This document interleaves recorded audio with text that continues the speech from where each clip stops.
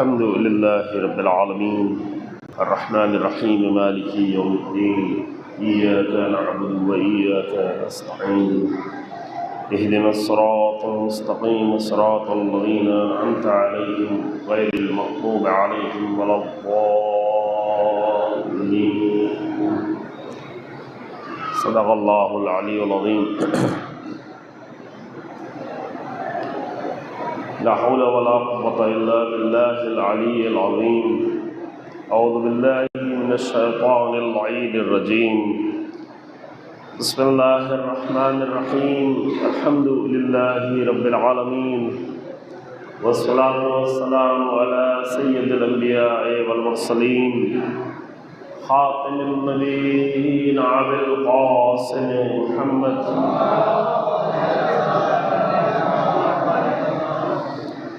الصلاة والسلام على أهل بيته الطيبين الطاهرين المعصومين المنتجبين ولعنة الله على أعدائهم أعداء الله أجمعين.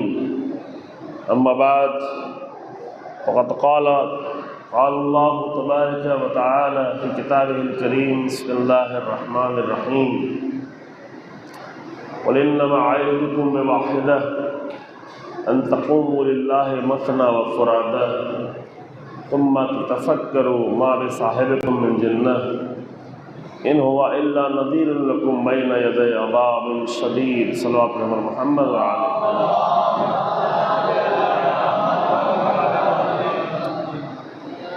قرآن مجید کی سورہ سبا کی 46 نمبر کی یہ آیت ہے جو پچھلے 2 دنوں میں اور آج آپ کی خدمت میں پیش کی گئی، جس میں پروردگار نے اللہ نے تمام مومنین سے ایک ہی نصیحت کی ہے، ایک ہی تقاضا کیا ہے اور تاکید کے ساتھ ان لفظوں کے ساتھ کہ اے میرے حبیب آپ کہہ دیں کہ میں صرف اور صرف ایک ہی نصیحت کرتا ہوں اور ایک کے سوا اور کوئی نصیحت نہیں کرتا. ممکن ہے آپ کے ذہن میں سوال پیدا ہو کہ اور بہت ساری نصیحتیں تو ہیں، تو وہ ساری نصیحتیں جو اور بھی ہیں وہ سب اسی نصیحت میں سمٹ کے آ جائیں گی، اور وہ یہ ہے کہ قل کہہ دو کہ انما اعظکم بواحدہ، میں تمہیں ایک ہی وعظ اور ایک ہی نصیحت کرتا ہوں، ان تقوموا للہ مثنی و فرادا، کہ تم اللہ کے لیے قیام کرو، اللہ کے لیے کھڑے ہو جاؤ، مثنی و فرادا، اگر تم 2 ہو جماعت ہو تو بھی، اور اگر فرادا بالکل اکیلے ہو تنہا ہو، کوئی بھی تمہارا ساتھی نہیں ہے، کوئی بھی تمہارا مددگار نہیں ہے، لیکن پھر بھی اگر تمہیں یہ لگتا ہے کہ کہیں پر اللہ کے دین کی مخالفت ہو رہی ہے یا لوگ انسانیت کے راہوں سے ہٹے ہوئے ہیں، تو تم وہاں پر اللہ کے لیے کھڑے ہو جاؤ، اکیلے ہو تو بھی. یہاں پر ممکن ہے کوئی یہ کہے کہ اکیلے ہو کہ کیا کریں گے. ایک محاورہ ہے، اردو میں ہے، پتہ نہیں یہاں بولا جاتا ہے کہ نہیں، لیکن یہ محاورے انسان کے ذہنوں کو بھٹکا دیتے ہیں. ایک محاورہ ہے، میں پڑھتا ہوں کہتا ہوں، پتہ نہیں آپ دیکھیں گے، اکیلا چنا بھاڑ نہیں چھوڑتا. یہ محاورہ لوگوں کو سست کرنے کے لیے کیا جاتا ہے. اکیلے کیا کر لو گے، تم تنہا کیا کر لو گے، اکیلے تو بہت کچھ نہیں ہوتا ہے، ایک انسان کیا کر لے گا جب سب کی حالت خراب ہے، جب کوئی نہیں بولتا تو تم ہی اکیلے کیوں بولو گے، جب پورا کوفہ نہیں بول رہا ہے تو تم کیوں جناب مسلم کے ساتھ کھڑے ہو. یہی ہے نا. امام حسین اسلام سے بھی کہہ رہے تھے کہ جب سب خاموش بیٹھے ہیں تو آپ ہی اکیلے کیوں کھڑے ہیں. تو یہ چنے کی حد تک بات تو صحیح ہے، لیکن انسانوں کی حد تک بات صحیح نہیں ہے. لیکن چنے کی مثال دی جاتی ہے اصل میں انسانوں ہی کو کمزور کرنے کے لیے. تو انسانوں کو چنوں سے نہیں سمجھا جائے، انسانوں میں یہ صلاحیت ہوتی ہے کہ ایک حسین ابن علی مدینے سے اٹھتے ہیں تو قیامت تک اس کے اثرات باقی رہتے ہیں.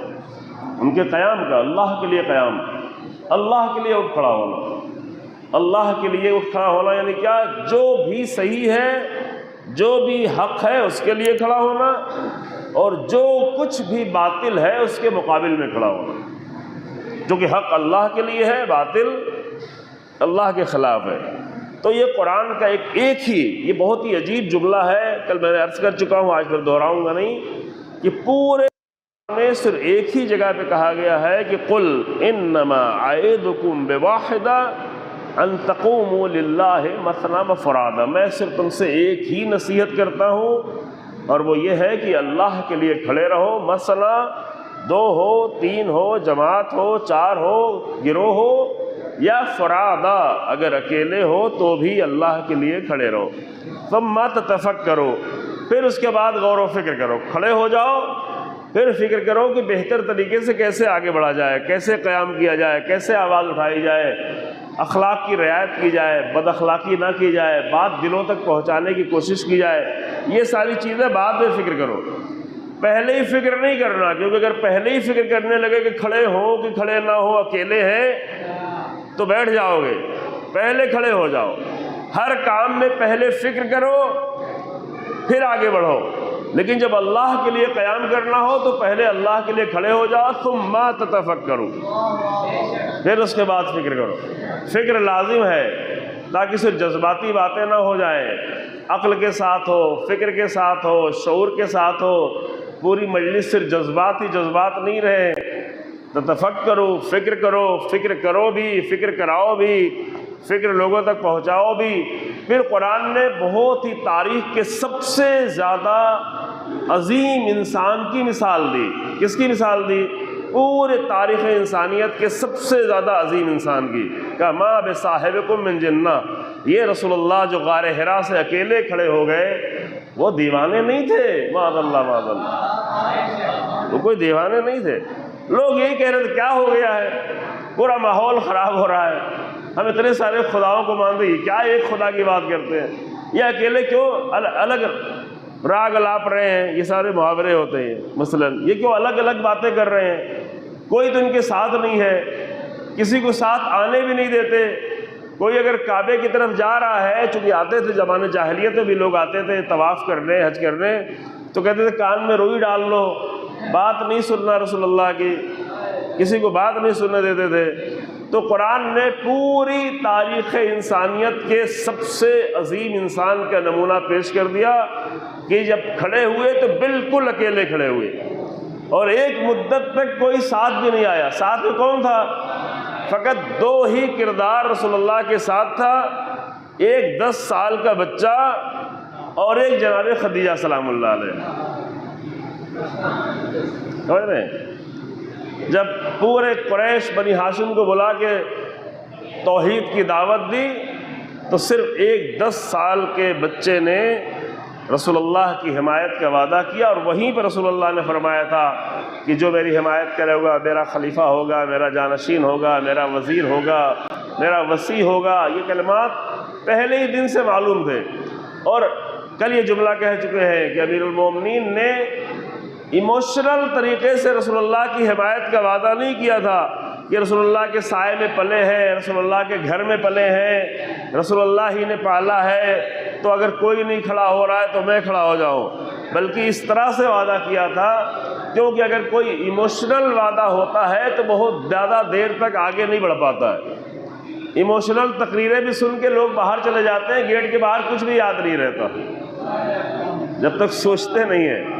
ایموشنل کوئی بھی چیز ایموشنز بہت اچھے ہوتے ہیں، لیکن جب فکر کے سائے میں ہو، تو امیر المومنین نے 10 سال کی عمر میں جو رسول اللہ سے وعدہ کیا تھا اور رسول اللہ کی حمایت کا وعدہ کیا تھا، 63 سال کی عمر کے ایک ایک لمحے تک اس وعدے کے پابند رہے، پابندی کی۔ اب میں اس کے بعد قرآن کہتا ہے کہ ان ہوا الا نذیر لکم بین یدی عذاب شدید، رسول اللہ صرف تمہارے لیے نذیر ہیں۔ نذیر یعنی تمہیں خطرات سے آگاہ کرنے والے، تمہارے شرک سے آگاہ کرنے والے، شرک کے نتیجوں سے آگاہ کرنے والے، تمہاری شراب خوری، تمہارے گناہ، تمہارے فسق و فجور جو رائج تھا عرب میں، رسول اللہ آ رہے ہیں تاکہ تمہیں آگاہ کریں۔ نذیر ہیں، ڈرانے والے ہیں، صرف جہنم کے عذاب سے نہیں بلکہ اسی دنیا میں بھی جو نقصانات ہونے والے ہیں اس سے بھی آگاہ کرنے والے ہیں۔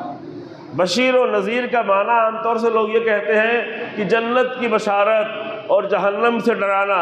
جنت و جہنم تو بعد کی منزل ہے، انبیاء آئے ہیں تاکہ اسی دنیا میں جو نتیجے آنے والے ہیں اس سے بھی آگاہ کر دیں۔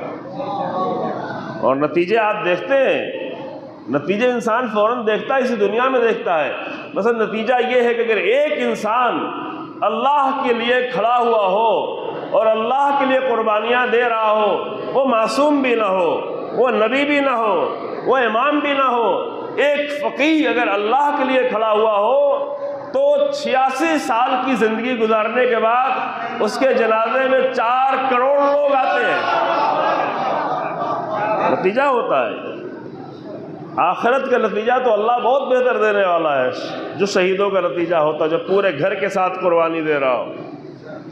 لیکن نتیجہ اسی دنیا کا دکھائی پڑ رہا ہوتا ہے۔ قرآن کی ایک آیت ہے، سورہ مریم کی آیت ہے یہ، ان الذین قالوا، معاف کیجیے گا، ان الذین آمنوا وعملوا الصالحات سیجعل لهم الرحمن ودا، وہ لوگ جو صاحبان ایمان ہیں اور وہ جو عمل صالح انجام دیتے ہیں۔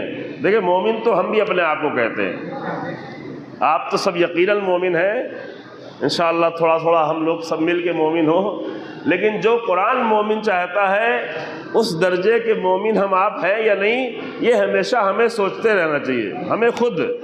ہمیں یہ ہمیشہ سوچتے رہنا چاہیے کہ قرآن کون سا مومن چاہتا ہے، قرآن کون سا مومن چاہتا ہے۔ اگر یہ سمجھنا ہے تو اس پہ ہم پورا اشرا پڑھ چکے ہیں 2 سال پہلے لکھنؤ میں، لیکن آپ کو اشرا نہیں سنوائیں گے، آپ کو صرف یہ کہتے ہیں کہ جا کے سورہ مومنون کی شروع کی چند آیتیں پڑھ لو۔ قرآن کون سا مومن چاہتا ہے؟ قد افلح المومنون الذین هم فی صلاتهم خاشعون، 4-5 آیتوں میں 8-9 صفتیں بیان کی ہیں، اور 8-9 صفتوں میں 2 بار نماز کا ذکر کیا ہے۔ قرآنی مومن، اور ممکن ہم ایسے مومن ہوں ہمارے درمیان میں کہ زندگی بھر بھی نماز کی طرف نہ جائیں، نماز کا مذاق بھی اڑا رہے ہوں، مومن بھی ہوں، سمجھ رہے ہیں؟ لیکن قرآن جب پڑھیں گے تو قرآن میں یہ ہوگا۔ سورہ مومنون نام ہی یہی رکھا گیا، مومنون کا سورہ شروع ہی یہیں سے ہوتا ہے کہ قد افلح المومنون الذین هم فی صلاتهم خاشعون۔ 2 بار، 1 بار نہیں، میں پورا سورہ بھی نہیں پڑھ رہا ہوں، شروع یہیں سے ہوتا ہے۔ تو سورہ مومنین جا کے پڑھ لے، سورہ بقرہ کی شروع کی آیتیں جا کے پڑھ لے، سورہ انفال میں مومنین کی صفات بیان کی گئی ہیں، وہ بھی پہلی صفحے پہ وہ جا کے پڑھ لیں، اور قرآن کے اور بھی بہت سارے سوروں میں مومنین کی صفات بیان کی گئی ہیں۔ قرآن کا مومن اور ہے اور خطابت کا مومن اور ہے، 2 چیزوں میں فرق کرنا پڑے گا۔ اگر خطابت کے مومن کے دھوکے میں چلے گئے تو وہاں ہم خطیبوں کی وجہ سے طے نہیں ہوگا، وہاں قرآن کے معیار پہ مومن کو ڈھونڈا جائے گا، کرائیٹیریا قرآن ہوگا، وہاں حدیثیں ہوں گی۔ 1 سال پورا موضوع صرف مومن کا یہ رہا کہ رسول اللہ صلی اللہ علیہ وآلہ وسلم اور اہل بیت اطہار علیہ السلام کی حدیثوں میں مومن کے کیا صفات بیان کیے گئے۔ یہ ایک دن کی بات نہیں ہے، پورے عشرے میں بھی میں بیان نہیں کر پایا، یعنی 2 اشرا پڑھا گیا، لیکن 2 اشرے میں بھی یہ باتیں ساری بیان نہیں ہو پائی۔ اتنی زیادہ آیتیں ہیں اور اتنی بڑی تعداد میں حدیثیں اور روایتیں ہیں جہاں مومنین کے صفات بیان کیے گئے ہیں۔ کم سے کم مومنین کو اپنے پاس 2-4 آیتیں اور 2-4 حدیثیں مومنین کے بارے میں لکھ کے رکھنا چاہیے، سمجھ رہے ہیں؟ اور اگر آج آخری مجلس ہے اس سلسلے کی، انشاءاللہ پھر اگر کبھی توفیق رہی، اگر آپ نے یاد دلایا یہاں کے بانیان مجلس نے، تو میں آ کے انشاءاللہ مومنین کے صفات ہی کے بارے میں 1-2 مجلس پڑھ دیں گے، تاکہ لوگ کم سے کم 2-4 آیتیں اور 2-4 حدیثیں مومنین کے صفات کے بارے میں اپنے پاس محفوظ رکھیں، تاکہ کبھی آپ ہماری تقریروں سے دھوکہ نہیں کھا جائیں کہ مولوی نے تو یہ بیان کیا تھا۔ مولوی سے مومن طے نہیں ہونے والا ہے، نہ مولانا سے نہ خطیب سے۔ مومن طے ہوگا قرآن سے اور اہل بیت سے اور رسول اللہ صلی اللہ علیہ وآلہ وسلم، سمجھ رہے ہیں؟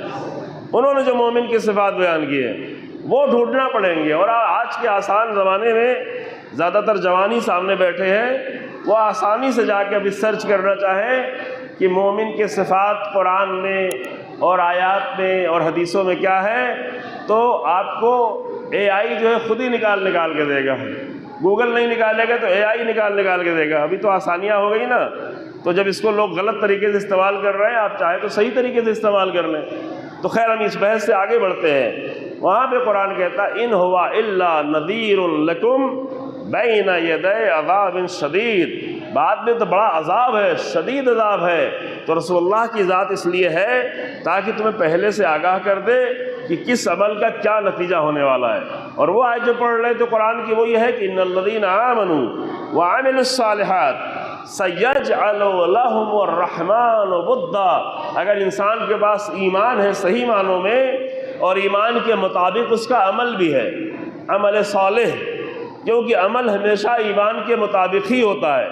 اگر کسی کا ایمان یہ ہے کہ ہمیں چوری ہی کی کمائی سے ہمارا پیٹ بھرنا ہے تو عمل بھی وہی ہوگا. اب کوئی یہ نہ سوچے کہ عمل کچھ اور ہے ایمان کچھ اور ہوگا. نہ ایمان ہی یہی ہے. جو ایمان ہوتا ہے عمل بالکل اسی کے مطابق ہوتا ہے. اگر ایمان و عمل دونوں صحیح ہو، الہی ہو، تو یہ قرآن کہتا ہے کہ سیجعل لهم الرحمن ودا. اللہ رحمان اس کی مودت، محبت بھی لفظ نہیں، اس کی مودت پیدا کر دے گا لوگوں میں، لوگوں کے دلوں میں. اور اس کو ہم دیکھ رہے ہیں.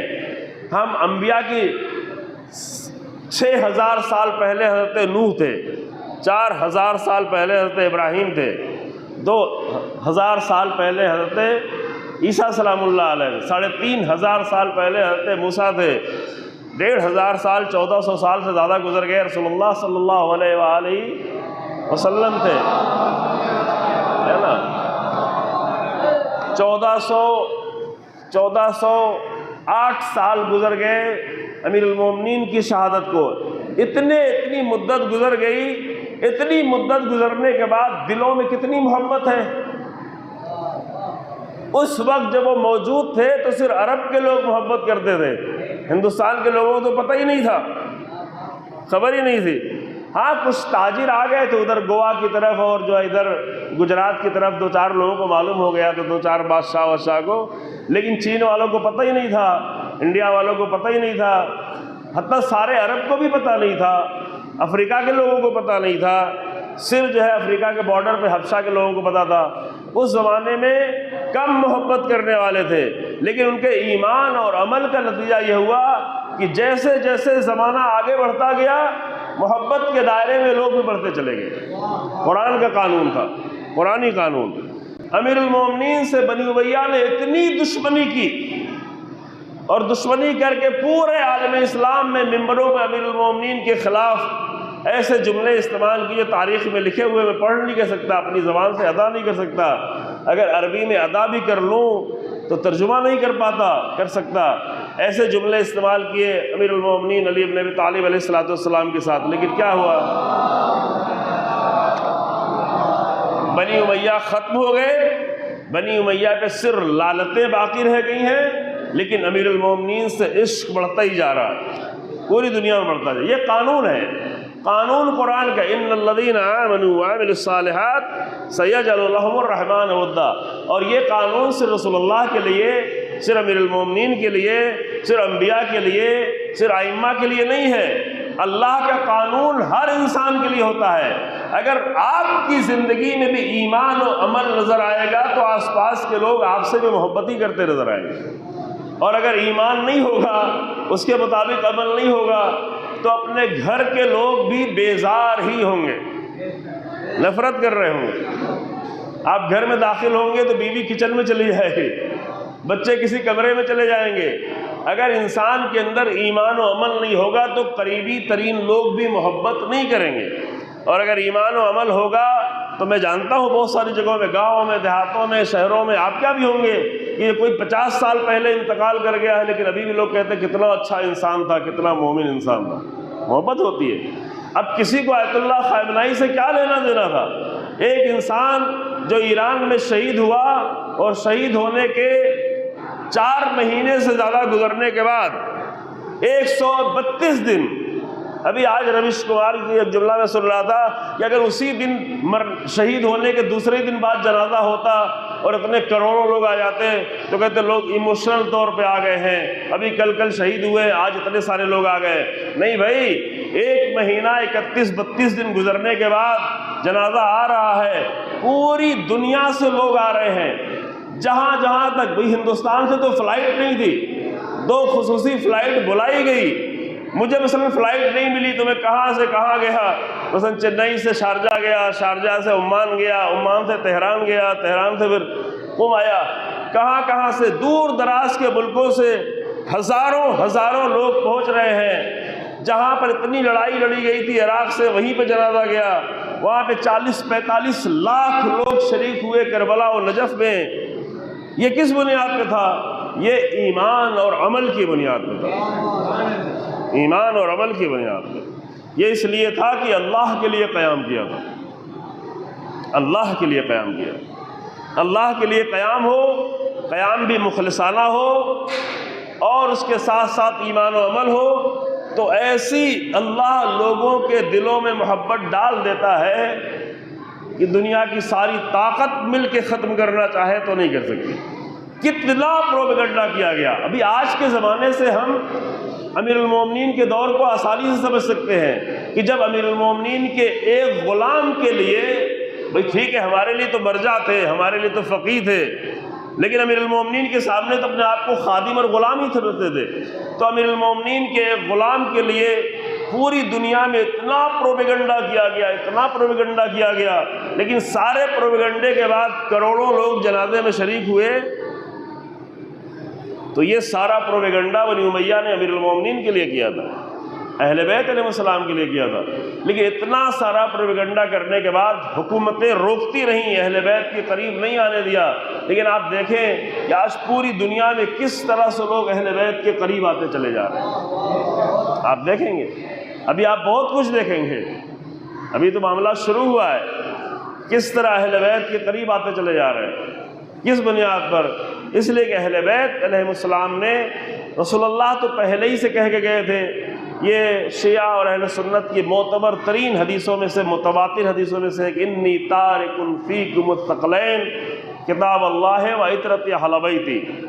جو صحیح مسلم میں تو خطبہ غدیر کی حدیث، چونکہ رسول اللہ نے ایک بار نہیں کئی بار بیان کیا، اور غدیر کا جو خطبہ ہے شاید آپ بھی نہیں جانتے ہوں کہ غدیر کے خطبے میں بھی رسول اللہ نے یہ حدیث بیان کی، اور صحیح مسلم میں یہ بتایا گیا، حدیث موجود ابھی بھی، کہ جب کہا کہ کتاب اللہ و عطرتی، پھر رسول اللہ نے صلی اللہ علیہ وآلہ 3 بار یہ فرمایا، اذکرکم اللہ فی اہل بیتی، اذکرکم اللہ فی اہل بیتی، اذکرکم اللہ فی اہل بیتی، میں تمہیں اپنے اہل بیت کے بارے میں اللہ کو یاد دلاتا ہوں، میں تمہیں اپنے اہل بیت کے بارے میں اللہ کی یاد دلاتا ہوں۔ ابھی دیکھیں ہمارے بزرگان، ہمارے یہ بھائی آئے ہوئے ہیں، مجلس سن رہے ہیں، دیکھیں وہاں سے تائید بھی کر رہے ہیں، یہ کس لیے ہوا ہے؟ یہ اتنا بنی امیہ نے رکاوٹیں ڈالی، لیکن جن کے دل میں ایمان تھا وہ کھچ کے اہل بیت تک آتے چلے گئے، آتے گئے۔ میرے یہ بھائی بیٹھے ہوئے ہیں، بتا رہے تھے کتنی دیر میں کہاں سے آئے ہوئے ہیں، بڑی دیر میں گاڑی چلاتے ہوئے، پتہ نہیں اپنے یہاں نماز بھی بیچارے نہیں پڑھا پائے، آگے یہی پہ نماز پڑھی ہے نا۔ یہ کس لیے؟ یہ ہمارے لیے، آپ کے لیے تھوڑا نہیں آئے ہیں، مجھے تو جانتے بھی نہیں، میں بھی نہیں جانتا تھا، یہ بس یہ سن کے کہ کہیں اہل بیت کا ذکر ہو رہا ہے، کہیں حسین ابن علی کا ذکر ہو رہا ہے، تو یہ ذکر کی محبت اللہ نے دلوں میں ڈالی ہوئی ہے۔ کیوں اللہ نے ڈالا ہے؟ اس لیے کہ اللہ کے لیے قیام کیا۔ کب قیام کیا؟ اس وقت قیام کیا جب کوئی نہیں کھڑا ہو رہا تھا۔ اب یہاں پہ توجہ کریں، اس وقت اللہ کے لیے، اللہ کے دین کے لیے، رسول اللہ کی میراث کے لیے، رسول اللہ کے دین کی حفاظت کے لیے قیام کیا جب کوئی نہیں تھا۔ روایتیں موجود ہیں، صحیح بخاری میں روایت موجود ہے، صحیح مسلم میں روایت موجود ہے، کئی روایت موجود ہے۔ میرے بھائی یہاں بیٹھے ہوئے ہیں کہ زمانہ وہ آ گیا تھا کہ جب صرف ظاہری نماز اور روزہ اور ظاہری حج کے سوا کچھ رہ ہی نہیں گیا تھا، کچھ نہیں رہ گیا تھا۔ متعدد روایتیں موجود ہیں، بعض جگہ پہ حج کا ذکر ہے، بعض روایتوں میں حج کا بھی ذکر نہیں ہے۔ یعنی برادران اہل سنت نے یہ روایتیں نقل کی ہیں۔ جب ایسے زمانے میں جب یزید کی حکومت ہو رہی ہو اور یزید کی حکومت کی تیاری کرائی جا رہی ہو، تو صرف ظاہری نماز اور ظاہری روزے کے سوا کچھ رہ ہی نہیں گیا، کچھ بھی نہیں رہ گیا۔ تو اس ظاہری دین میں رسول اللہ کے دین کی روح کون ڈالے گا؟ کون ڈالے گا؟ کیا شام کے دربار سے ڈالی جائے گی یا چند اعمال انجام دے کے ڈالی جائے گی؟ اس ظاہری دین میں حقیقی دین کی روح ڈالنے کے لیے جو سب سے بڑی قربانی کی ضرورت تھی، اس کے لیے بھی حسین ابن علی سلام اللہ علیہ کھڑے ہو گئے۔ یہ روح تقریروں سے نہیں ڈالی جا سکتی تھی، خطبوں سے نہیں ڈالی جا سکتی تھی۔ وہ خطبے دے چکے تھے، ابھی ہم بھی تقریریں کر کے خطبے دے کے خوش ہو جاتے ہیں کہ یہ بڑا خطبہ دے لیا، بڑی تقریر کر لی، بڑی مجلس پڑھ لی۔ کبھی کبھی مجلسوں سے مسئلہ حل نہیں ہوتا، قربانی دینی پڑتی ہے۔ اور جب یہ طے ہو جائے کہ قربانی دینے کا مسئلہ ہے تو وہاں لوگ حیرت کر رہے تھے۔ ابھی میں آج بھی سن رہا تھا، پہلے بھی بیان کر چکا ہوں، رہبر شہید کے جو داماد کے والد، جو ان کے دفتر کے رئیس بھی، سندھی کہتے ہیں آپ لوگ، کیا کہتے ہیں، وہ بیان کر رہے تھے کہ میں نے ان سے کہا، میں ان کو تقریباً 28 سالوں سے میں دیکھ رہا ہوں دفتر میں، شاید اس سے پہلے سے بھی ہوں، بزرگ ہیں، انہی کی پوتی شہید ہوئی جو 14 مہینے کی بچی ہے، آغا محمدی گل پائیگانی، آپ جا کے ڈھونڈیں گے، ان کی پوتی شہید ہوئی ہے، سمجھ رہے ہیں؟ تو وہ یہ بیان کر رہے تھے کہ چند دن پہلے ہم نے کہا کہ آپ تھوڑا اپنے آپ کو بچائیں، کہیں لے جائیں، آخر پورا آپ کا خاندان ہے، سب آپ کے اوپر ڈیپینڈ ہے۔ عائلہ لفظ استعمال کیا انہوں نے، وہ موجود ہے، ویڈیو موجود ہے۔ تو کہا کہ یہ آپ کے ساتھ ہے، یہ آپ کے اوپر ڈیپینڈ ہے، آپ جو ہے کیوں جان خطرے میں ڈال رہے ہیں؟ تو وہاں پر رہبر شہید نے فرمایا کہ ہمیں باہم شہید میشیم، یعنی ہم سب کے سب ساتھ میں شہید ہوں گے۔ پہلے یہ کہا تھا ہم سب ساتھ میں شہید ہوں گے۔ وہ چھوٹی بچی کو لے کے بھی ساتھ میں آئے تھے۔ اور یہ سب اللہ کی مرضی ہوتی ہے عزیزو، یہ اللہ کی مرضی ہوتی ہے۔ اسی لیے عرض کیا کہ اللہ کے لیے قیام کیا جائے تو صرف جذباتی قیام نہیں ہو، وہاں بھی فکر لازم ہے۔ اور معلوم ہے حسین ابن علی سلام اللہ علیہ مدینے سے مکے تک اور مکے سے لے کے 24 دن کے سفر کرتے ہوئے دھوپ میں، گرمی میں، بھوک میں، پیاس میں کربلا تک آئے۔ وہاں پہ 6 مہینے کے بچوں کو کیوں لائے؟ چاہتے تو بچے کو چھوڑ دیتے نا، مکے میں اگر امام رکتے تو امام کو تو خنجر مار دیا جاتا، پلاننگ یہ تھی۔ لیکن 6 مہینے کے بچے کو تو کوئی نہیں مارتا، لیکن اس بچے کو لائے اس لیے کیونکہ یہ قیام فقط جان دینے کا نہیں ہے، بلکہ روح محمدی کو دوبارہ زندہ کرنے کے لیے ہے۔ تو اس کے لیے لازم ہے کہ جہاں مجھ حسین کا خون ہو وہیں پر 6 مہینے کے بچے کا خون بھی ہو۔ کیوں خون ہو؟ اس لیے خون ہے کہ ممکن ہے اگر صرف میرا خون دیکھیں، عباس کا خون دیکھیں، علی اکبر کا خون دیکھیں تو لوگ یہ کہہ کے ٹال دیں گے کہ ارے جنگ ہو رہی تھی، جوانوں کی جنگ تھی، لڑنے والے تھے، لڑ رہے تھے، بنی امیہ کا پروپیگنڈا ہو جائے گا، سب کچھ چھپا دیا جائے گا۔ لیکن جب 6 مہینے کے بچے کا خون شامل ہوگا، اس کے گلے پہ 3 پھل کا تیر لگے گا، تو کہیں نہ کہیں تو یہ سوال پیدا ہوگا کہ اگر جنگ ہو رہی تھی تو 6 مہینے کے بچے کا کیا قصور تھا؟ ثم تتفکروا، فکر لازم ہے۔ اللہ کے لیے قیام ہو تو فکر لازم ہے۔ یہی ہوا۔ اور آپ کو کربلا کی پوری شہادت میں سب سے زیادہ جو اثر رہا ہے وہ 2 شہادتوں کا اثر رہا ہے۔ ایک حسین ابن علی سلام اللہ علیہ جو سردار ہیں، جو امام ہیں، جو رسول اللہ کے نواسے ہیں، جو پنجتن پاک کی آخری فرد ہیں، اور دوسرے کی شہادت کا سب سے زیادہ اثر رہا ہے۔ ٹھیک ہے، ممکن ہے ذکر زیادہ اور بھی شہیدوں کو کیا جائے، لیکن سب سے زیادہ اثر اس 6 مہینے کے بچے کی شہادت کا رہا ہے، جس نے ان کے دلوں کو بھی سوچنے میں مجبور کر دیا کہ یہ 6 مہینے کا بچہ کیوں شہید ہو۔ اور آج کی بھی جنگ میں جو کہ عرض کیا گیا تھا، امام خود ہی پہلے فرما کے گئے تھے، ابھی وہ جملہ آ رہا ہے، میں نے پرسوں وعدہ کیا تھا، نہیں ابھی کہا ہے کہ یہ سلسلہ جاری رہنے والا ہے۔ میرے جیسے لوگ کبھی بھی یزید جیسے کی بیعت نہیں کرنے والے ہیں، یہ امام فرما کے گئے تھے بالکل آغاز میں، مثلی لا یبایع مثلہ، میرے جیسے اس یزید جیسے کی بیعت نہیں کریں گے۔ تو چونکہ وہی بیعت کا سلسلہ تھا، وہی بیعت مانگی جا رہی تھی، تو جب یہ طے ہو جائے کہ تقریروں سے مسئلہ حل ہونے والا نہیں ہو، خطبوں سے حل ہونے والا نہیں ہو، تو وہی راستہ اپنانا پڑتا ہے جو حسین ابن علی سلام اللہ علیہ نے اپنایا۔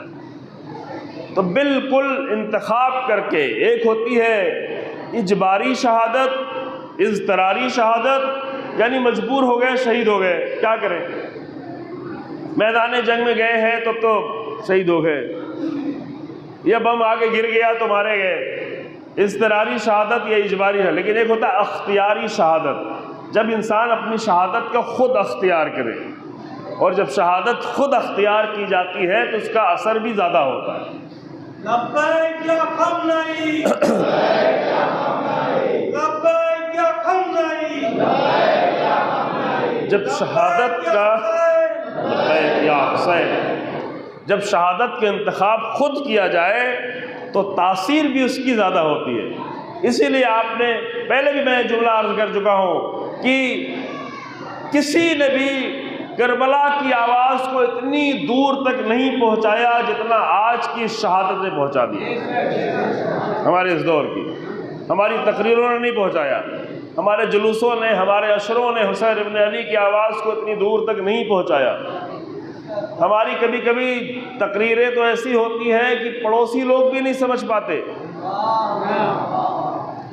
لیکن راہ حسین ابن علی کے انتخاب کرنے کے بعد اثر ایسا ہوتا ہے کہ ابھی تو پوری دنیا میں تو سن کے تعجب ہوگی، کوریا میں، جاپان میں، یورپ میں، امریکہ میں، آسٹریلیا میں، کہاں کہاں پر آج پوری کربلا کے واقعے کے بعد سے لے کے آج تک پوری اس تاریخ میں 1382-83 سال کی تاریخ میں کبھی بھی کربلا کا ذکر ایسے نہیں ہوا جتنا اس سال ہوا۔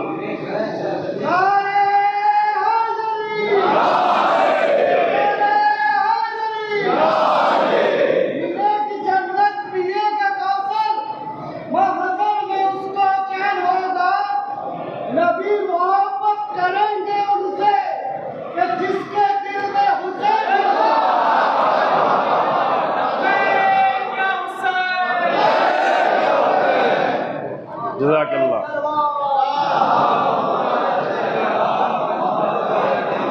احسنتم، جزاکم اللہ۔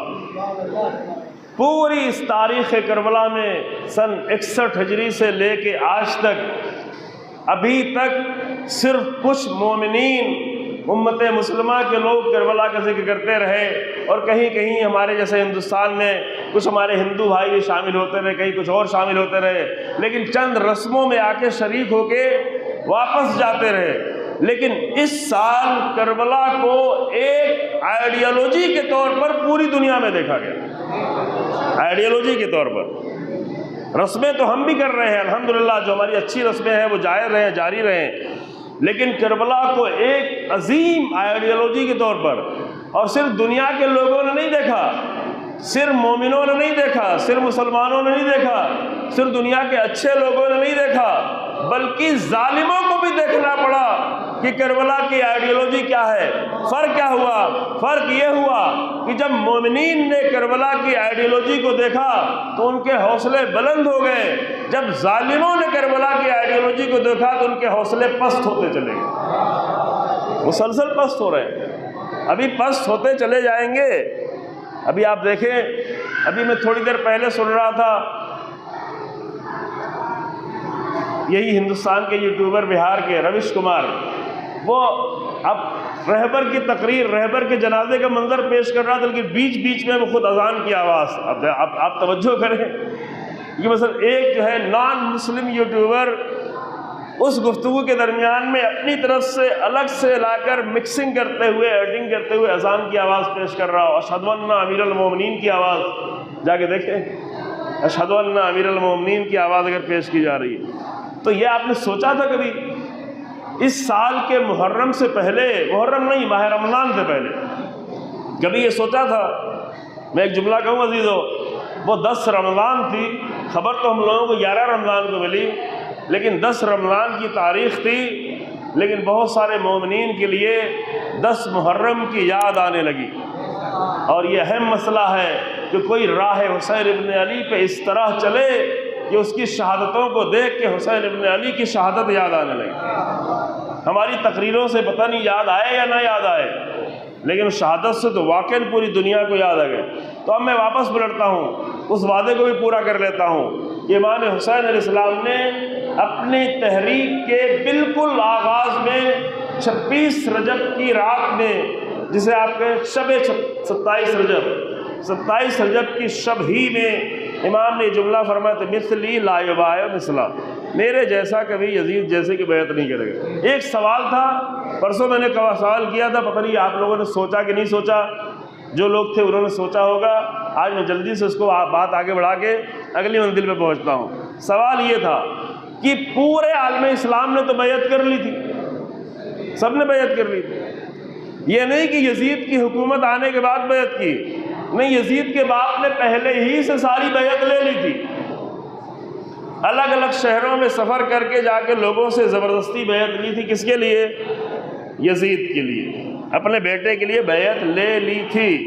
مدینہ بھی آ کر سب سے بیعت لے لی تھی۔ امام نے منع کیا تھا تو امام کو چھیڑا بھی نہیں تھا، اور بھی کچھ لوگوں نے منع کیا تھا، مثلا عبد الرحمن ابن ابی بکر خلیفہ اول کے بیٹے، انہوں نے منع کیا تھا۔ عبداللہ ابن عمر خلیفہ دوم کے بیٹے، انہوں نے منع کیا تھا۔ عبداللہ ابن زبیر، انہوں نے بھی منع کیا تھا۔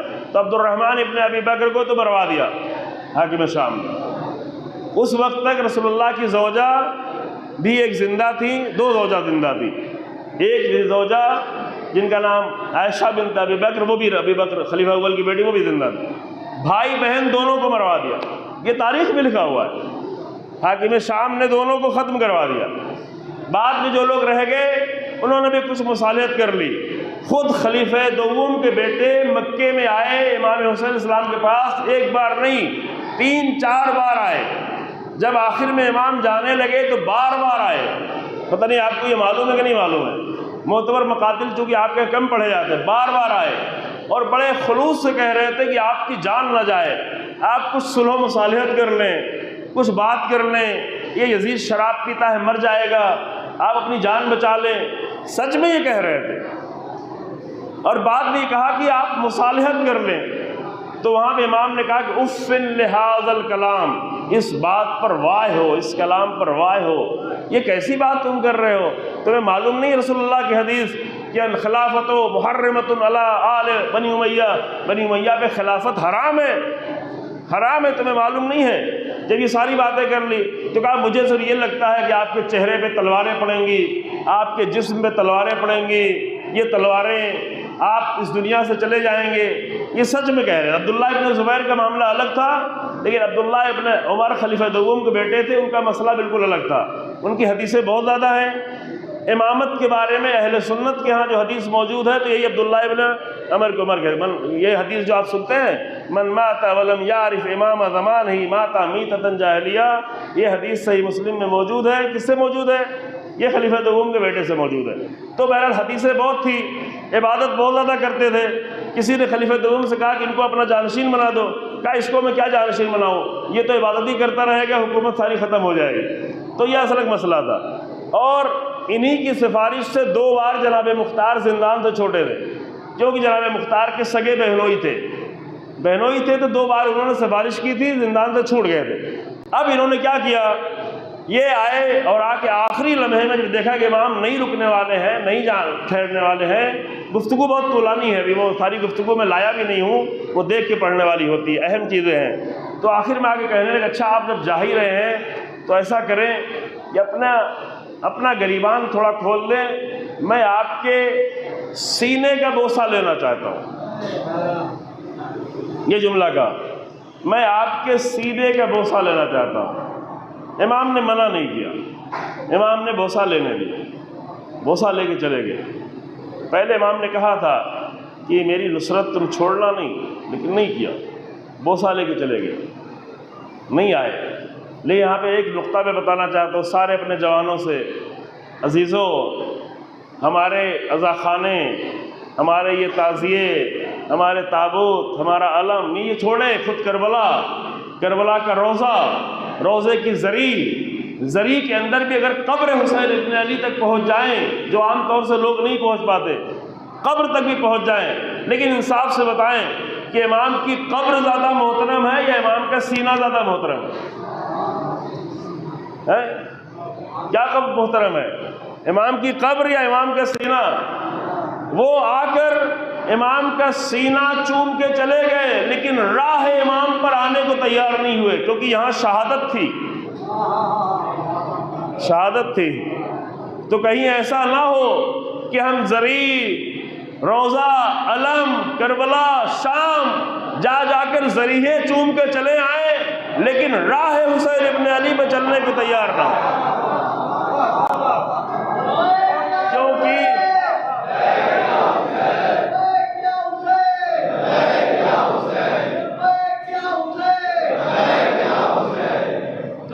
آپ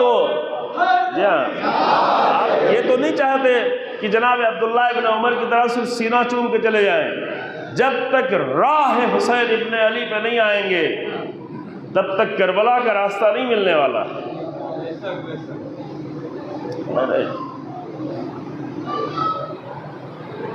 اللہ اکبر۔ پھر امام نے کیا فرمایا؟ پہلے دن کا جملہ دوہرا رہا ہوں، سب بیعت کر چکے تھے، مکہ بیعت کر چکا تھا، کوفہ بیعت کر چکا تھا، کوفے کے لوگوں نے منع کیا، بعد میں انہوں نے پھر بیعت کر لی، بیعت کر کے پھر امام کو خط لکھا، پھر ابن زیاد آ گیا، پھر ابن زیاد کی جا کے بیعت کر لی، تو وہ بھی بیعت کر چکے تھے، تو سب تو بیعت کر چکے تھے۔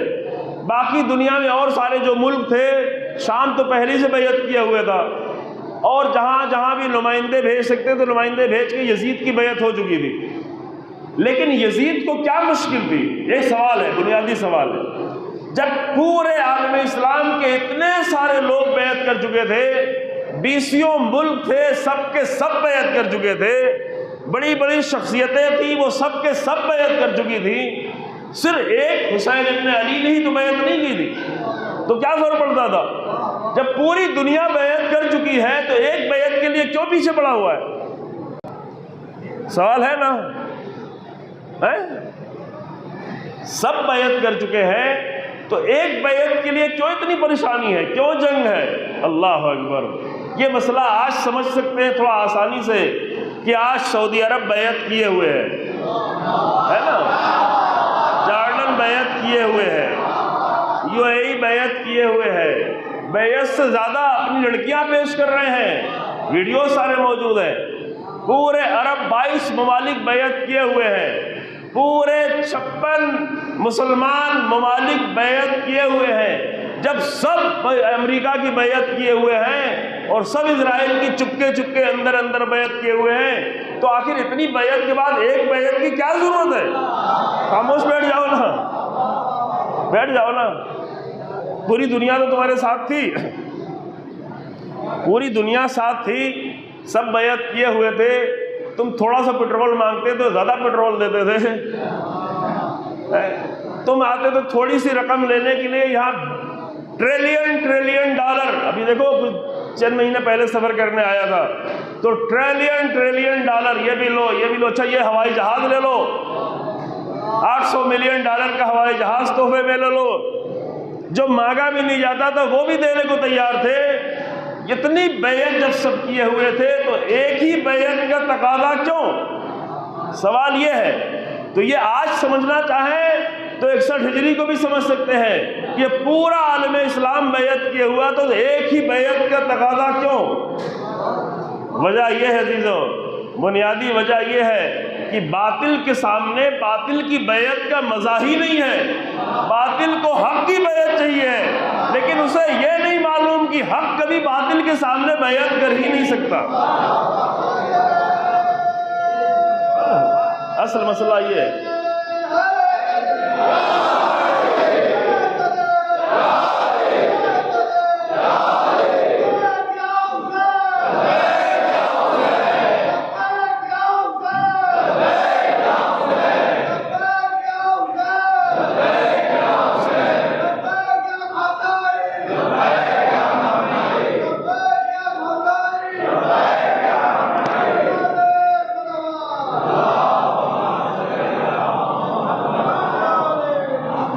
ملوث بھی ہے، میں زیادہ وقت نہیں لوں گا عزیزو، لیکن آخر میں ایک تقاضا کرنا چاہتا ہوں کہ اس زمانے سے جو آپ گزر رہے ہیں یہ معمولی زمانہ نہیں رہا۔ اب جو لوگ بڑے ہو چکے ہیں یہ نہ سمجھے کہ 10 سال پہلے والا زمانہ، 20 سال پہلے والا زمانہ، یہ اس سال اب یہ معمولی زمانہ نہیں رہا، یہ پوری دنیا اب سمجھ چکی ہے، اور یہ صرف جیو پولیٹکس کے لحاظ سے نہیں، صرف آرڈر کے لحاظ سے نہیں، صرف اقتصاد کے لحاظ سے نہیں، صرف پیٹرول کے لحاظ سے نہیں، یہ سب اہم مسئلہ نہیں ہے، یہ سب حل ہو جائے گا، یہ کوئی بھی اہم مسئلہ نہیں ہے، لیکن اب دنیا اس طرح نہیں رہنے والی ہے۔ ایک بات سمجھ لیں کہ 28 فروری کی جو پہلے کی دنیا تھی، اب 28 فروری 2026 کے بعد وہ دنیا نہیں رہنے والی، وہ بدل چکی ہے، وہ نہیں ہو سکتا ہے، ہو ہی نہیں سکتا ہے۔ بالکل اسی طرح سے کہ 10 محرم سن 61 ہجری کے پہلے کا جو اسلام تھا وہ حسین ابن علی کی شہادت کے بعد وہ اسلام نہیں رہنے والا ہے، جدا ہو جائے گا۔ اگر کربلا کی شہادت نہ ہوتی تو پوری دنیا میں صرف بنی امیہ ہی کا اسلام رہ جاتا، یہ آپ سمجھ لیں۔ اور بنی امیہ کا اسلام کون سا ہوتا معلوم ہے؟ سمجھانا تو نہیں پڑے گا نا۔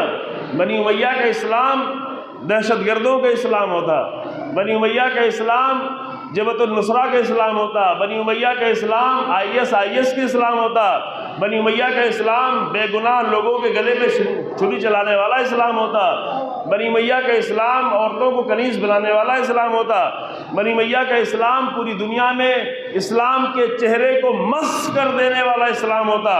لیکن حسین ابن علی سلام اللہ علیہ نے اپنے خون کے ذریعے سے ایک لائن کھینچ دی کہ ٹھیک ہے، بنی امیہ کا اسلام ایک طرف اور کربلا والوں کا اسلام ایک طرف، اہل بیت کا اسلام ایک طرف۔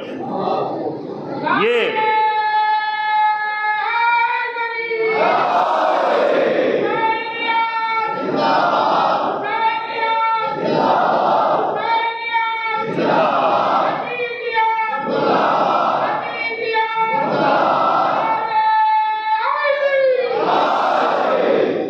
تو کبھی لازم ہوتا ہے کہ حسین ابن علی کے خون سے بڑھ کر تو کوئی خون نہیں ہے، لیکن یہ خون بہے تاکہ دو اسلام کو جدا کیا جا سکے، تاکہ حق و باطل کو جدا کیا جائے۔ اب کسی کا خون، ہمارے جتنے بھی شہید ہیں ہزاروں کی تعداد میں شہید ہوئے ہیں، یہ تو اپنے آپ کو جناب جون کے خون کے برابر بھی نہیں سمجھتے، تو حسین ابن علی کا خون تو سب سے زیادہ عظیم ہے۔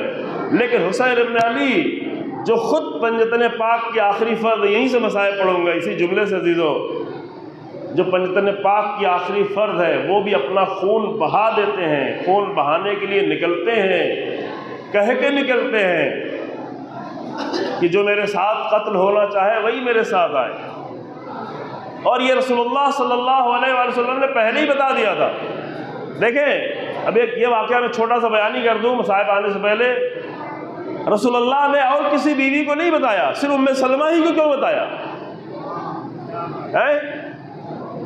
بھئی رسول اللہ کے پاس جب آپ کی رحلت ہوئی تو 9 بیویاں تھیں، لیکن یہ راز رسول اللہ نے کسی بیوی کو نہیں بتایا، یہ راز شیشی بھی نہیں، روایتیں یہ شیعہ روایتیں نہیں ہیں، سب اہل سنت کتابوں میں موجود ہے، آپ جا کے سن لیں، مولانا طارق جمیل کو، دوسرے علماء کو سب بیان کر رہے ہیں۔ یہ راز کہ میرا حسین شہید ہوگا، امام رسول اللہ گریہ کر رہے ہیں، حسین ابن علی کی شہادت کے 56.5 سال پہلے گریہ کر رہے ہیں، گریہ کر رہے ہیں، رسول اللہ گریہ کر رہے ہیں۔ امام حسین کی شہادت کے 56 سال پہلے جناب زہرا گریہ کر رہی اپنے بیٹے پر۔ امام حسین کی شہادت کے 24 سال پہلے جب جنگ صفین جاتے ہوئے کربلا کی سرزمین سے امیر المومنین گزرے تو جاتے ہوئے بھی امیر المومنین گریہ کر رہے ہیں، واپس آتے ہوئے بھی امیر المومنین گریہ کر رہے ہیں، حدیثیں موجود ہیں، روایتیں موجود ہیں۔ ابھی کبھی کبھی لوگ پوچھتے ہیں کہ کیوں گریہ کرتے ہو؟ ابھی ہم تو شہید ہونے کے بعد گریہ کرتے ہیں، رسول اللہ تو شہید ہونے کے پہلے گریہ کر رہے تھے۔ لیکن اصل نقطہ کیا ہے؟ اصل نقطہ یہ ہے کہ رسول اللہ کی 9 بیویاں تھیں، لیکن رسول اللہ نے ایک ہی بیوی کو یہ راز بتایا تھا۔ کس کو؟ جناب ام سلمہ سلام اللہ علیہا۔ کیوں بتایا تھا؟ اس لیے کہ رسول اللہ جانتے تھے کہ میری 9 بیویوں میں جب کربلا کا واقعہ پیش آئے گا تو کوئی ایک بھی زندہ نہیں رہے گی، یہی صرف ام سلمہ زندہ رہنے والی، ام سلمہ ہی صرف زندہ، کوئی بیوی نہیں اور کوئی رسول اللہ کی بیوی موجود نہیں، صرف ام سلمہ، جناب ام سلمہ موجود ہے۔ یہ راز بتا کے گئے تھے، شیشی دے کے گئے تھے، کیسے میرا نواسہ شہید ہوگا یہ سب کچھ بتا کے گئے تھے۔ اور وہ لمحہ آ گیا، ادھر جناب ام سلمہ نگاہ بھی کر رہی تھی، جب عصر عاشور کے لمحوں میں رنگ تبدیل ہونے والا تھا، ادھر مقتل میں حسین ابن علی سلام اللہ علیہ۔ میں بہت سارے حصے کو چھوڑ کے اسی جملے ہی سے مصائب کو مختصر پڑھتا ہوں عزیزو، آپ لوحہ کر سکیں، ماتم کر سکیں انشاءاللہ تعالی۔ اللہ قبول فرمائے آپ کے ان اعمال کو اور اس اہتمام کو جو یہاں پہ برادران نے جہاں جہاں بھی لوگ ذکر حسین ابن علی کے لیے اہتمام کرتے ہیں، کوشش کرتے ہیں، آرگنائز کرتے ہیں، شرکت کرتے ہیں، یہ سب مصائب سے پہلے ایک جملہ، اور یہ سب کے سب فقط آپ ثواب کے لیے انجام نہیں دیں، بلکہ ان سب کو رسول اللہ کا ایک مشن، امیر المومنین کا مشن، حسین ابن علی کا مشن، اور اگر کچھ سمجھ میں نہ آئے تو جناب زینب سلام اللہ علیہا کا مشن سمجھ کے انجام دیں۔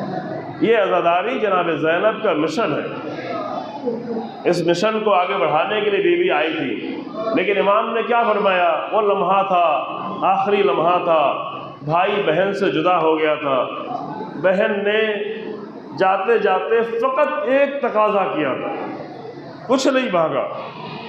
صبح سے لے کر عصر عاشور تک بہن یہ سوچتی رہی کہ میرا اون محمد قربان ہو جائے، میرے 6 بھائی قربان ہو جائیں، میرا ابوالفضل عباس قربان ہو جائے، میرے بھتیجے بانجے سب قربان ہو جائے، لیکن رسول اللہ کا نواسہ بچ جائے، میرا بھیا حسین بچ جائے، وقت کا امام بچ جائے۔ لیکن جب خود حسین ابن علی بھی جانے لگے، اس وقت جناب زینب ضرور گھبرا رہی تھی، کبھی سید سجاد کے خیمے میں، کبھی اپنے خیمے میں، کبھی بھیا کے خیمے میں، بہت دل گھبرا رہا تھا۔ امام نے آ کے تسلی دی، ڈھارس دی، وصیتیں کی، امام نے بتا دیا، بیوی سمجھ گئی کہ یہ قربانی دینا لازم ہے، تو معلوم ہے جاتے جاتے فقط اتنا تقاضا کیا کہ محل المحلہ یبن رسول اللہ، اے میرے بھیا جاتے ہو تو جاؤ لیکن تھوڑا آہستہ آہستہ جاؤ، بھیا تیزی سے مقتل کی طرف نہ جاؤ، اے میرے بھیا مڑ مڑ کے مجھے دیکھتے جاؤ، اے بھیا اپنی شکل دکھاتے جاؤ بس۔ اور ادھر مقتل میں حسین ابن علی جب جنگ کر رہے تھے، دیر تک جنگ، تاریخ میں لکھا ہوا ہے متعدد کتابوں میں کہ کسی نے وہ جنگ نہیں کی جو جنگ حسین ابن علی سلام اللہ علیہ نے کی، لیکن جب کوئی اتنی دیر تک جنگ کرے گا تو جنگ کرنے کے درمیان میں تیر بھی پڑ رہے تھے، تلواریں بھی پڑ رہی تھیں، نیزے بھی پڑ رہے تھے، لیکن ایک مصیبت آپ سنیں گے، ایک مصیبت حسین ابن علی کی ایسی تھی جو کسی شہید کی نہیں تھی، اور وہ یہ تھی کہ کربلا میں کوئی بھی شہید جب جنگ لڑنے جا رہا ہوتا تھا تو بڑے اطمینان سے جنگ کرنے جاتا تھا، کیونکہ اسے صرف جنگ کرنا تھا، اسے خیمے کی کوئی پرواہ نہیں تھی، کیونکہ خیمے کی حفاظت کرنے والا کوئی نہ کوئی موجود ہوتا تھا۔ لیکن کربلا میں جب حسین ابن علی مقتل کی طرف بڑھے، جب حسین ابن علی مقتل کی طرف بڑھے تو پیچھے بار بار مڑ کے دیکھتے جا رہے ہیں، ان خیمے میں رسول اللہ کی نواسیاں موجود ہیں اور خیموں کی حفاظت کرنے والا کوئی بھی نہیں ہے، کوئی بھی نہیں ہے جو خیموں کی حفاظت کرے۔ امام مقتل میں جنگ کر رہے تھے اور جنگ کرتے کرتے اتنی دیر تک جنگ کر رہے تھے، دشمن بھی پریشان تھا کہ ایک بھوکا انسان، ایک پیاسا انسان بھلا ایسی جنگ کیسے کر سکتا ہے؟ تو یہ کوئی قوت بازو کی جنگ نہیں تھی، یہ ایمان کی جنگ تھی، یہ ارادوں کی جنگ تھی جو حسین ابن علی لڑ رہے تھے۔ لیکن جب ان کے دلوں میں یہ خیال آتا تھا تو امام، یہ سارے معتبر مقتل میں لکھا ہوا ہے کہ بار بار امام کی زبان پہ یہ کلمہ جاری ہوتا تھا، لا حول ولا قوت الا باللہ، کوئی طاقت نہیں ہے، کوئی قوت نہیں ہے سوائے اللہ کی۔ جنگ کے درمیان میں جنگ کے درمیان میں امام توحید کا درس دے رہے تھے، توحید، خالص توحید۔ جب دشمن یہ سمجھ رہا تھا کہ آخر امام کے پاس کون سی طاقت ہے، حسین ابن علی کے پاس، کس بھوک پیاس میں جنگ کر رہے ہیں، تو وہیں اسی حالت میں ظالموں کے دل میں یہ خیال آتا تھا۔ امام کہتے تھے لا حول ولا قوت الا باللہ، کوئی قوت نہیں، کوئی طاقت نہیں سوائے اللہ کے، طاقت اللہ کی ہے، قوت اللہ کی ہے، جنگ اللہ کے لیے ہے، قیام اللہ کے لیے ہے، ہم آئے ہیں میدان میں تو اللہ کے لیے آئے ہیں۔ اللہ اکبر۔ ایک صلوات پڑھ دیں ان برادر کے لیے، بس کرے بھائی،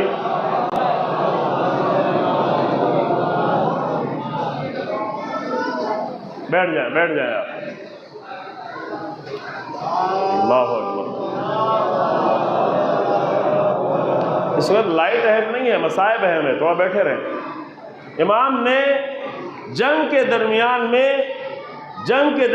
میں ان لمحات میں بھی ایک پیغام دینے سے اپنے آپ کو نہیں روکا، خالص توحید کا پیغام دیا۔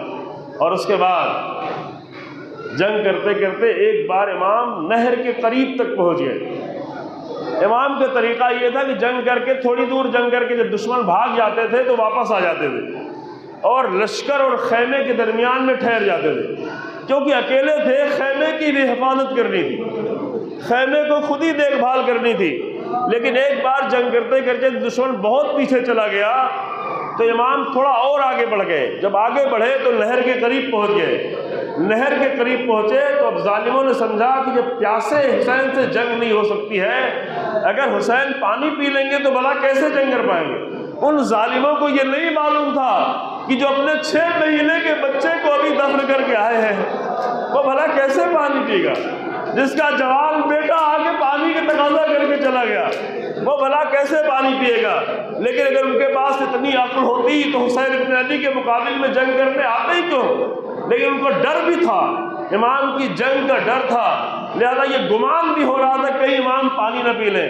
تو جب امام نہر کے قریب پہنچے، یہ آخری مسئلہ تھا عزیزو، جب امام نہر کے قریب پہنچنے لگے تو ایک لشکر کا ٹولہ خیمے کی طرف بڑھا، عمر سعد نے بھیجا، اور ادھر سے شبر نے آواز دی اے حسین تم دریا کی طرف جا رہے ہو، نہر کی طرف، اور لشکر خیمے کی طرف جا رہا ہے۔ یہ لمحہ حسین ابن علی کے لیے بہت سخت تھا۔ وہاں پہ امام نے یہ تاریخی جملہ فرمایا یا شیعتا آل ابی سفیان، یہ تاریخی جملہ ہے امام کا، یا شیعتا آل ابی سفیان، اے آل ابی سفیان کے پیروکاروں۔ شیعہ کے معنی ہوتا ہے پیروکار، جو جس کی پیروی کرے وہ اسی کا شیعہ ہو جاتا ہے۔ امام نے فرمایا یا شیعتا آل ابی سفیان، اے آل ابی سفیان کے پیروکاروں، ان لم یکن لکم دین، اگر تمہارے پاس دین نہیں ہے، وکنتم لا تخافون المعاد، اور اگر تم قیامت سے نہیں ڈرتے ہو، فکونوا احرارا فی دنیاکم، تو کم سے کم اس دنیا میں آزاد انسان بن کے رہو، کیونکہ آزاد انسان کسی مرد کے ہوتے ہوئے عورتوں پہ حملہ نہیں کرتے، آزاد انسان اگر ہے۔ یہ امام کا آخری پیغام تھا، احرار، حریت کا پیغام، آزادی کا پیغام آخری لمحوں میں۔ لیکن اس میں بھی لشکر نہیں رکا تو امام نے ایک جملہ اور فرمایا فرجعوا الی احسابکم ان کنتم عربا، اگر تم عرب ہو تو کم سے کم اپنی غیرت عرب کا خیال کرو، اپنے حسب و نسب کا خیال کرو۔ اس جملے پہ لشکر پلٹ آیا، لیکن اب جو لشکر پلٹا امام بیچ میں تھے، سامنے کا لشکر پیچھے کا لشکر، یہی وہ لمحہ تھا جب حسین چاروں طرف سے لڑ گئے، آدھا میں گر گئے۔ بس مسائل تمام ہو عزیزو، یہی امام لڑ گئے، آدھا میں گر گئے۔ یہی وہ لمحہ تھا جب کوئی نیزہ مارتا تھا، کوئی تلوار مارتا تھا، کوئی تیر مارتا تھا، اور وہاں پہ حسین ابن علی فرما رہے تھے میں تم جسے مار رہے میرے بعد پنجتن پاک کی کوئی فرد نہیں رہ جائے گی، میں آخری فرد ہوں۔ ان لمحوں میں بھی امام یہی پیغام دے رہے تھے، لیکن تیر چلتے رہے، تلواریں چلتی رہی، نیزے چلتے رہے۔ جن کے تیر ختم ہو گئے تھے، جن کی تلواریں ٹوٹ گئی تھی، وہ زمین کربلا سے پتھر اٹھا کے حسین ابن علی میں پتھر کی بارش کرتے تھے۔ یہاں تک کہ ایک پتھر پیشانی پہ لگا، ابھی تھوڑا سا خون بہا تھا، اسے صاف کیا، چاہتے تھے کہ صاف کرے کہ تیر آ کے لگا، تیر کو نکالنا چاہا لیکن پیشانی سے تیر نہیں نکلا، اس کی لکڑی ٹوٹ گئی، خون جاری ہوا، خون آنکھوں میں آ گیا، چہرے پہ آ گیا، آنکھوں میں خون آنے کی وجہ سے کچھ دکھائی نہیں پڑ رہا تھا، اب آ کے دامن کو اٹھایا کہ اپنے آنکھوں کے خون کو صاف کرے کہ 3 پھل کا تیر آ کر سینے میں پیوست ہوا۔ امام نے تیر کو نکالنا چاہا لیکن نہیں نکلتا تھا، تو پیچھے سے تیر کو نکالا، خون کا فوارہ جاری ہوا، حسین ابن علی گھوڑے پہ ڈگمگانے لگے، زمین پر آئے، ظالموں نے چاری طرف سے گھیر لیا، اسی درمیان میں ایک بچہ بھی آیا، وہ بھی شہید ہوا۔ امام نے تلوار پہ ٹیک دے کر اٹھنے کی کوشش کی کہ اسی وقت حسیر ابن نمیر نے گلے پہ تیر مارا، مالک ابن نصر نے سر پہ تلوار ماری، عبداللہ ابن سلام نے سینے پہ نیزہ مارا جس سے پسلیاں ٹوٹ گئی، حسین زمین کربلا پہ گر گئے۔